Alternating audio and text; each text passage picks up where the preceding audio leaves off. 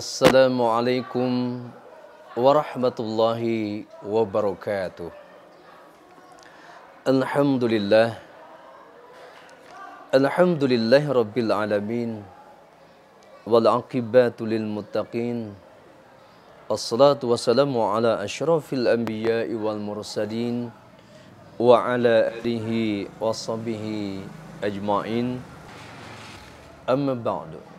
Faqad qala Allah Ta'ala fil Qur'anil Karim. A'udzu billahi minasy syaithanir rajim. Bismillahirrahmanirrahim. وَلَقَدْ آتَيْنَاكَ سَبْعًا مِنَ الْمَثَانِي وَالْقُرْآنَ الْعَظِيمَ. وقال رسول الله صلى الله عليه وسلم إن هذا القرآن مأذوبة الله فتعلموا من مأذوبته ما استطعتم. Sadaqallah wa sadaqa Rasulullah sallallahu alaihi wasallam. Para pemirsa Rasil TV yang dimuliakan Allah Subhanahu wa taala. Alhamdulillah di bulan suci Ramadan ini kita dipertemukan kembali oleh Allah Subhanahu wa taala sehingga di tahun ini kita dapat melaksanakan saum Ramadan. Tentunya kita berharap di bulan Ramadan tahun ini benar-benar kita mampu memaksimalkan ibadah saum Ramadan. Juga kita mampu memaksimalkan tadarus Al-Quran yang lebih banyak lagi. Karena Al-Quran merupakan hidangan yang Allah hidangkan buat kita sebagai umat Islam, sebagai orang yang bertakwa, sebagai orang beriman. Dan itu pun merupakan kasih sayang Allah Subhanahu wa taala, sehingga Allah menurunkan Al-Quran sebagai petunjuk pedoman hidup kita. Para pemirsa Rasil TV yang dimuliakan Allah Subhanahu wa taala, kita telah mempelajari tata cara membaca surah Al-Fatihah. Juga kita telah mengenal isi kandungan surah Al-Fatihah yang menyangkut tentang akidah, tentang tauhid, tentang janji dan ancaman, tentang syariat, juga tentang sejarah umat masa-masa lampau. Pada kesempatan kali ini kita akan memperkenalkan tentang nama-nama surah Al-Fatihah. Kita pun mengenal seseorang tentunya dari namanya. Kita semakin akrab dengan seseorang karena terlebih dahulu mengenal namanya. Nah, begitu pula kita dengan surah Al-Fatihah. Agar kita mengenal surah Al-Fatihah lebih dekat, lebih akrab, lebih bersahabat, maka kita perlu mengenal nama-namanya. Nama surah Al-Fatihah begitu sangat banyak. Di dalam At-Tafsir Al-Munir ini jelaskan, Profesor Dr. Wahbah Zuhaili menukil pendapat Imam Al-Qurtubi bahwa dikatakan lil Fatihati isna asyara isman, bahwa surah Al-Fatihah itu mempunyai 12 nama. Bahkan di dalam literatur lain itu lebih daripada 20 nama. Nah, pada kesempatan kali ini kita mencoba mengenal beberapa nama surah Al-Fatihah. Yang pertama di sini dikatakan as-shalah. Ya. Surah Al-Fatihah itu adalah dikatakan sebagai as-shalah. Karena memang di dalam salat ya dijelaskan bahwa salat adalah wajib kita membaca surah Al-Fatihah. Di dalam sebuah hadis dijelaskan la sholata illa bibatil kitab, ya. Tidak sah sholat seseorang tanpa membaca surah Al-Fatihah. Dalam konteks ini berarti surah Al-Fatihah merupakan kewajiban di dalam melaksanakan sholat. Kemudian yang kedua adalah Alhamd. Nama surah Al-Fatihah adalah Alhamd. Nah, kenapa? Karena memang surah Al-Fatihah juga dimulai dengan Alhamdu. Bagi orang yang meyakini bahwa Alhamdu itu sebagai ayat pertama, khususnya yang dibaca selain oleh Imam Asim dan Imam Al-Kisai, yaitu bahwa mulai dari kata-kata Alhamdulillahirabbil alamin, maka surah Al-Fatihah disebut Alhamd, dan itu pun artinya adalah merupakan pujian khusus secara khusus bagi Allah Subhanahu wa taala. Kemudian yang ketiga, nama surah Al-Fatihah itu adalah Fatihatul Kitab. Nah, mengapa disebut Fatihatul Kitab? Karena Al-Fatihah itu merupakan pembuka daripada surah-surah Al-Quran, di mana kita tahu bahwa letakkan surah Al-Fatihah ini adalah surah pertama yang disusul dengan surah Al-Baqarah, surah Ali Imran, dan seterusnya. Dan disinilah letaknya kenapa surah Al-Fatihah itu disebut Fatihatul Kitab, karena sebagai pembuka surah-surah yang lain. Kemudian surah Al-Fatihah juga dikenal dengan Ummul Kitab, yaitu induknya Alkitab, juga Ummul Quran. Induknya adalah induk Al-Quran. Nah, kemudian Al-Masani. Al-Quran itu disebut dengan Al-Masani, yang terulang-ulang, di mana kita ketahui dalam sholat 5 waktu, setiap rokaatnya surah Al-Fatihah selalu diulang. Kemudian juga Wal Quranul Azim.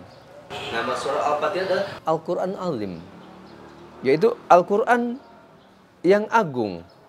Kenapa? Karena di dalam surah Al-Fatihah ini adalah merupakan kumpulan daripada seluruh ilmu-ilmu Al-Quran yang ada di dalam Al-Quran. Kemudian surah Al-Fatihah juga dikenal dengan wasyifa, asyifa, yaitu obat. Di dalam sebuah hadis Rasulullah SAW bersabda, Fatihatul Kitab syifa'u min kulli samin.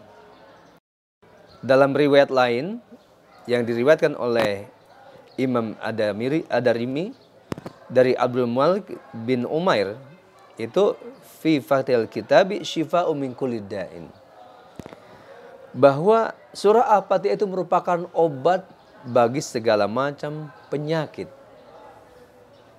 Nih, ada sebuah cerita bahwa suatu saat para sahabat berjalan ke sebuah daerah. Kemudian di daerah tersebut ada yang kena sengat kalajengking. Kemudian orang tersebut minta kepada para sahabatnya. Salah satu sahabat itu membacakan surah Al-Fatihah, ya, yang disebut nanti sebagai ar-ruqyah. Kemudian ternyata sembuh, ya, dengan membaca surah Al-Fatihah. Nah, dalam konteks Al-Fatihah itu tadi sebagai ar-ruqyah, ketika membacakannya langsung kepada orang yang kena sengat kalajengking.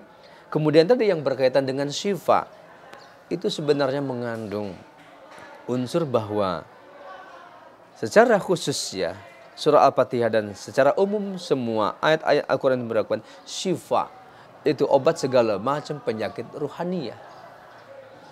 Dalam konteks ini ya, kita harus betul-betul yakin sebagai umat Islam,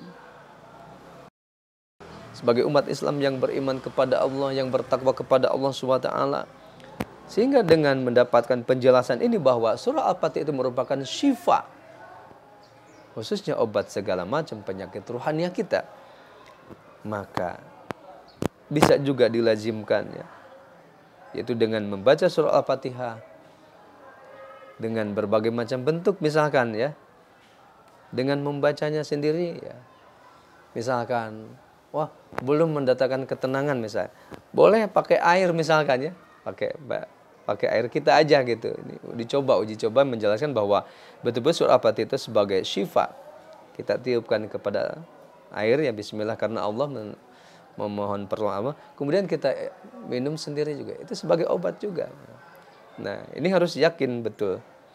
Karena ini berdasarkan hadis Nabi Muhammad SAW.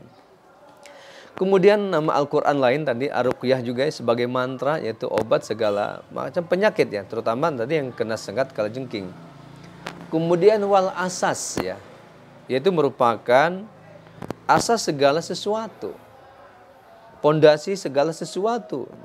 Ini asas surah Al-Fatihah itu. Artinya apa? Ketika kita berpijak kepada surah Al-Fatihah dengan pemahaman yang baik terhadap isi kandungan Al-Fatihah, itu merupakan asas kehidupan kita. Salah satu bentuk asas ini adalah bagaimana ketika hidup kita di dunia ini ya, mempunyai asas utama, dasar utamanya adalah mencontoh sifat Allah Subhanahu wa taala sebagai zat yang maha rahman dan rahim, yang penuh rahmat, penuh kasih sayang. Ini adalah asas. Nah, ketika kita mencoba menerapkan surah Al-Fatihah ini sebagai asas dalam kehidupan kita, yaitu khususnya mencontoh Allah SWT, bagaimana kita agar kita mampu menyayangi diri kita, menyayangi keluarga kita, menyayangi masyarakat kita, menyayangi bangsa dan negara kita, Indonesia tercinta ini. Ini adalah asas sangat luar biasa apabila kita mampu mempraktekannya di dalam kehidupan kita. Kemudian Al-Fatihah juga dikenal dengan Al-Waqiyah ya, yaitu penjagaan. Al-Waqiyah penjagaan. Artinya di samping kita mampu membaca Al-Quran surah Al-Fatihah secara baik dan benar, kemudian kita juga memahami isi kandungannya dengan baik, maka Al-Fatihah itu menjadi penjagaan buat kita.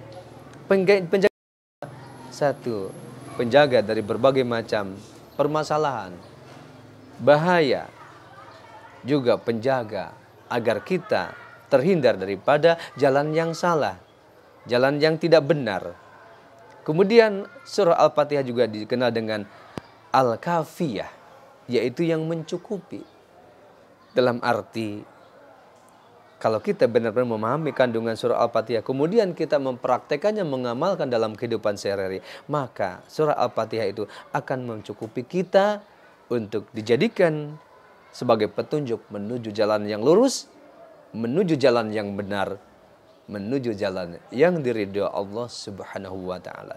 Demikianlah beberapa nama surah Al-Fatihah.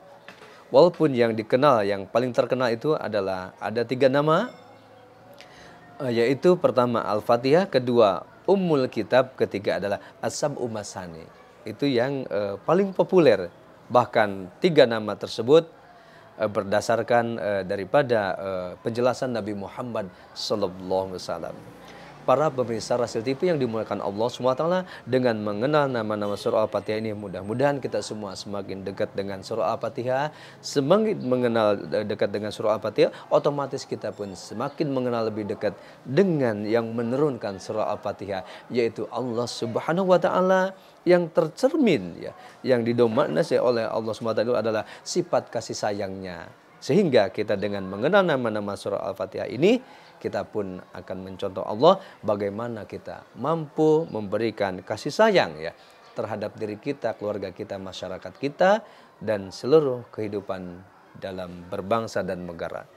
Mudah-mudahan bermanfaat khususnya bagi pribadi saya dan umumnya bagi para Rasil TV yang dimuliakan Allah SWT, sehingga dengan mengenal nama surah Al-Fatihah ini akan memberikan wawasan, juga akan lebih menyempurnakan dalam ibadah di bulan Ramadan ini. Terima kasih. Wassalamualaikum warahmatullahi wabarakatuh.